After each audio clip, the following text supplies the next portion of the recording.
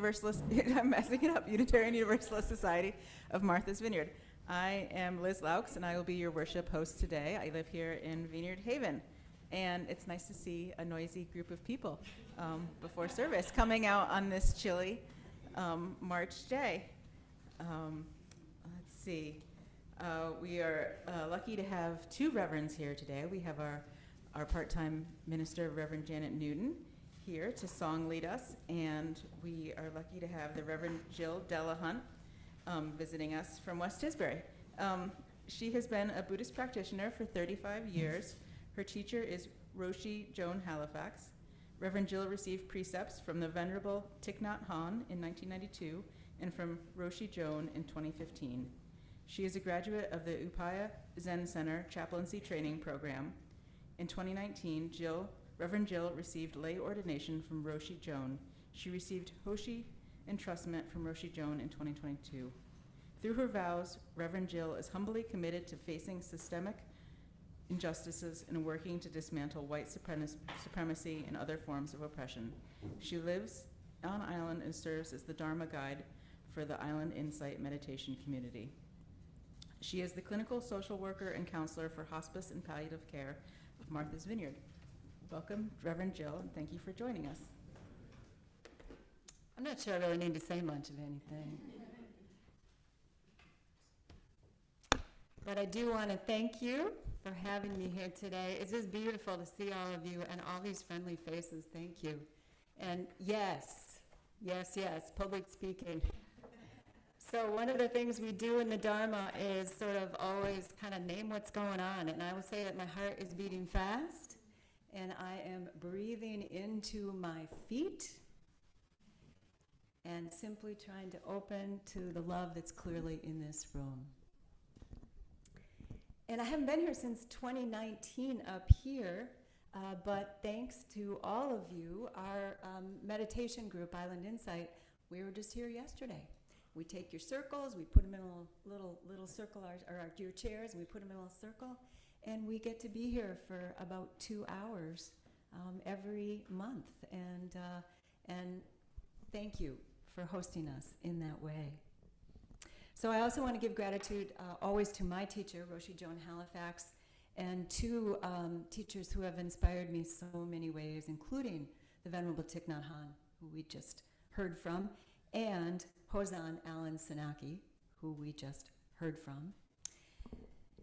And we already have heard wisdom and compassion from everyone here this morning. So that said, in the Zen tradition which I practice, we don't talk much when we gather. We bow, we sit on cushions, we sit on chairs, we mainly face the wall. We do walking meditation, we chant. We do these things in unison. It's called a one-body practice. And it can seem quite strange when unfamiliar. You walk in, you see all these people all dressed in dark, similar clothing and all kind of moving in the same way. But it's an opportunity to experience, even for a moment, the reality of our inner connection.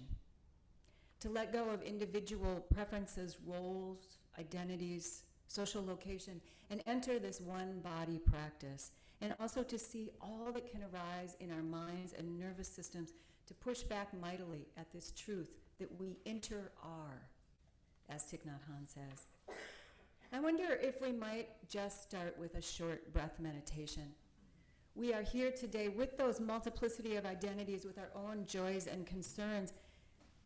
The joys of those people arriving, family members, new grandchildren, that early crocus or daffodil blooming, flying birds, surfing, this morning's winds, strong winds, and a smile from a loved one or a kind stranger offered our way. And how we each experience the climate catastrophe, the deep suffering in the world, in our communities, our families, and in our own hearts. Perhaps we come with overwhelm. We might come with outrage, with disconnection, with numbness, perhaps feelings of guilt or powerlessness, or true moral outrage. We also join together in our shared need for breath. Breath is essential not just for the physical body, but also for the emotional, the mental, and the spiritual well-being. A fundamental interdependence with earth and all cycles of life. The person next to you is breathing, just as you are. Every living being at this moment is breathing. We have all experienced what it means to have fear about shared breath. COVID raised up this essential way in which we are interconnected, and yet the inequities of our worlds have us experiencing it differently. And we ourselves or others we care about may experience breathing challenges, even more aware of the preciousness of this exchange of elements of life force. We know too that injustice, environmental racism, and exploitation mean that clean air and healthy lungs are not the reality for many. I invite us to take a deep moment of deep gratitude for this life-sustaining gift. And if this doesn't feel comfortable, please just do what is appropriate for you, and don't feel compelled to participate. But if you do feel so moved, I invite you to just settle into your body and the energy that you may feel flowing. Feel your own breath. If your body allows, your feet on the floor underneath you, and noticing also the backs of your legs in the chair or bench, or perhaps your spine against the backrest. Notice where your hands are, and breathe. Find where the breath is strongest for you, and put your attention there. Rest in the rise and fall of your natural breath, in whatever way it's appearing. No manipulating. This is our anchor point, always available to us, a place to rest and center.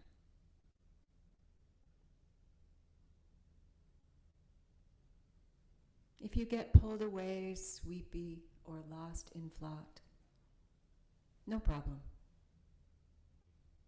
The moment you notice this away is an awakening moment, and simply return. Breathing in and breathing out.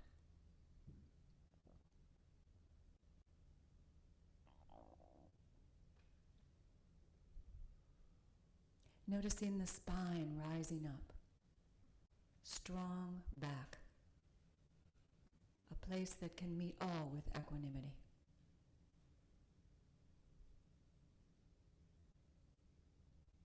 Allow the front to open as much as feels possible. Soft front.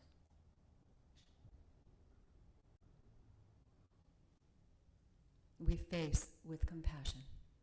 We stand with equanimity.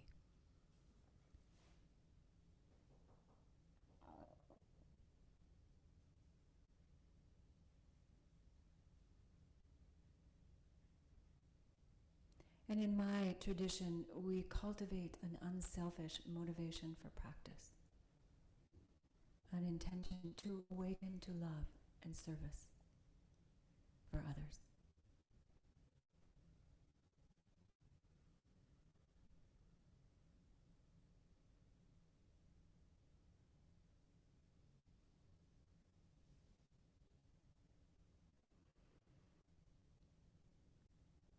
And as you feel ready, you can lift up your eyes or open them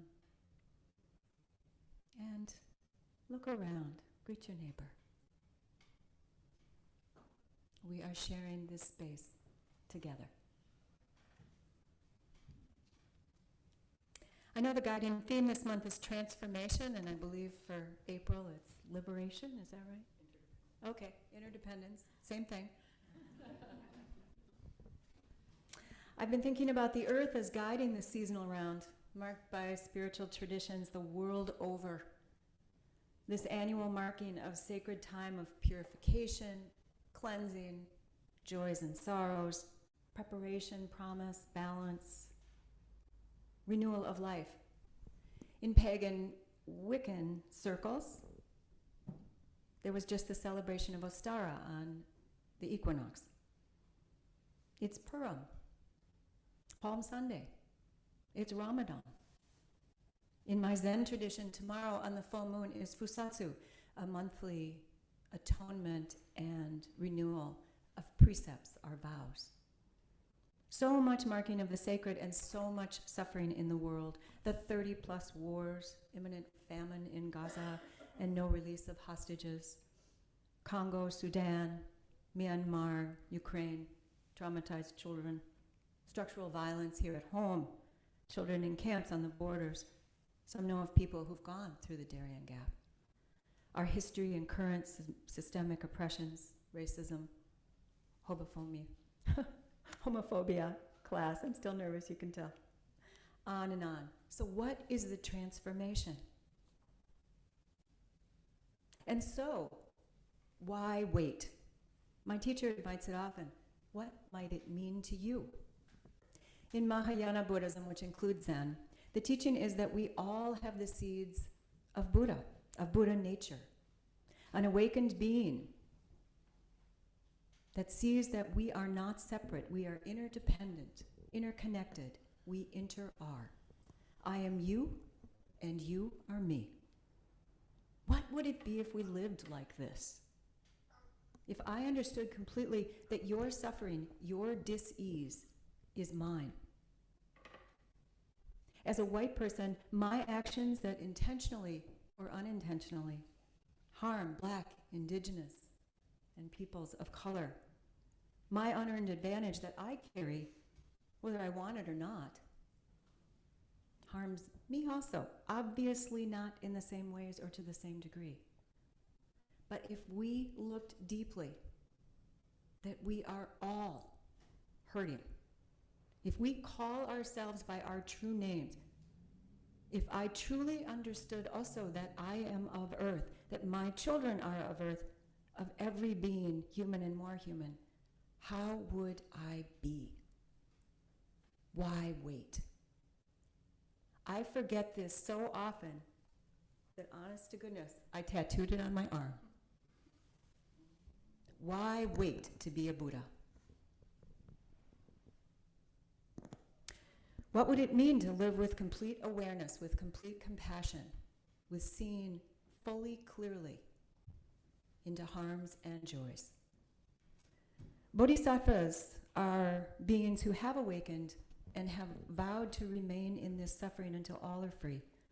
They are also you and me. We all carry these seeds within. A complete absence of hate and fear, immeasurable compassion and love.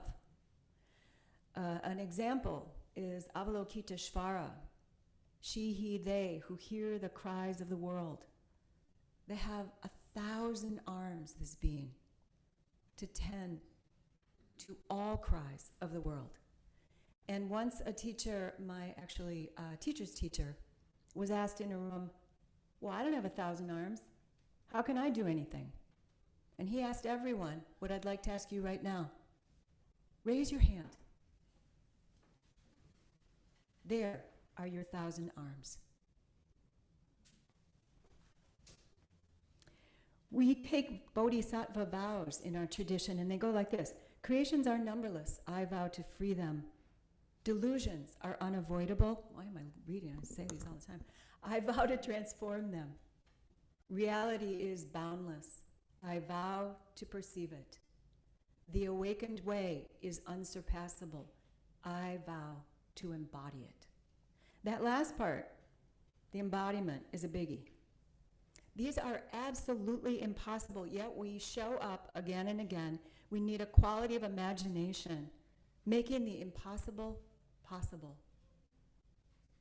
or at least not being stopped by what seems impossible.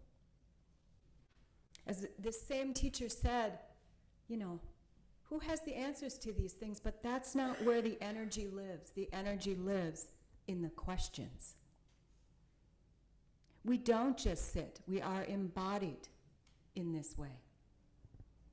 We sit simply to act with more wisdom, with more compassion. And we act in whatever way we are called, with the level of skill that we bring, with humility and with the capacity to open to more.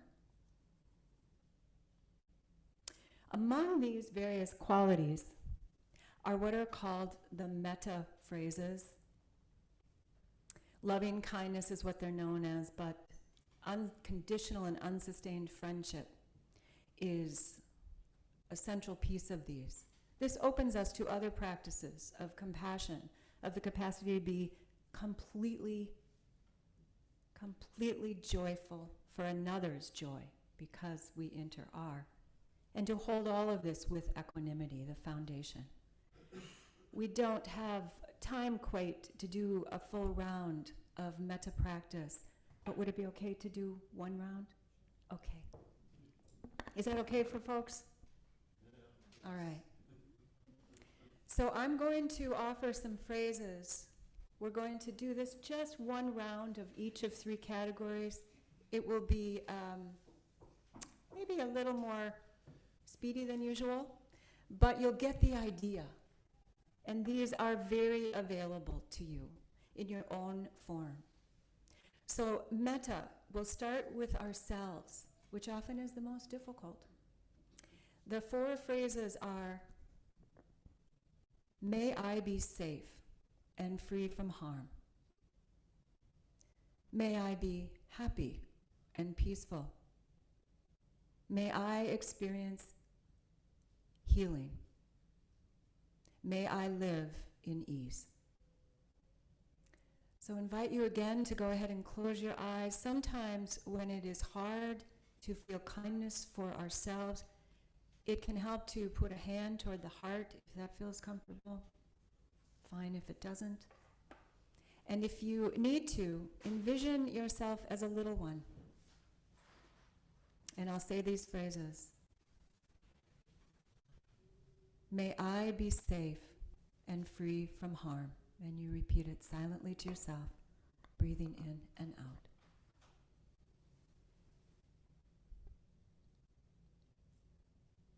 May I be happy and peaceful.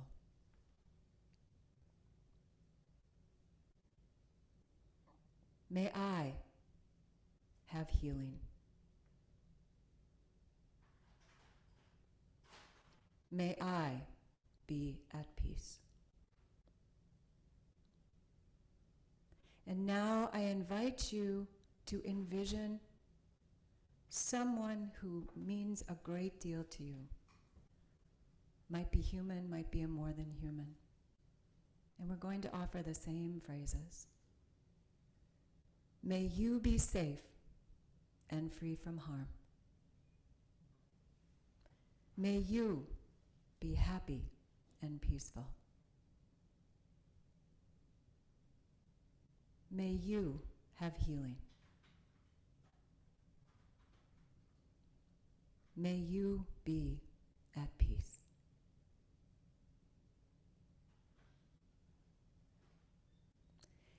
And now we are going to extend that sense of well-being to all beings in all directions, without exception.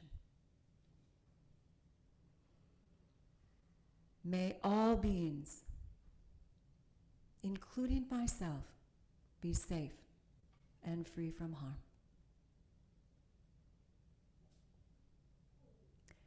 May all beings, including myself, be happy and peaceful. May all beings have healing, including myself.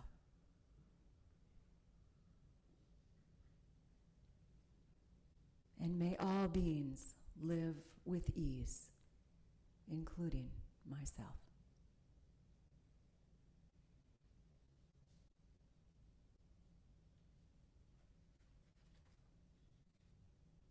And when you're ready, you can raise your gaze or open your eyes. I can plainly see you'll be a Buddha someday.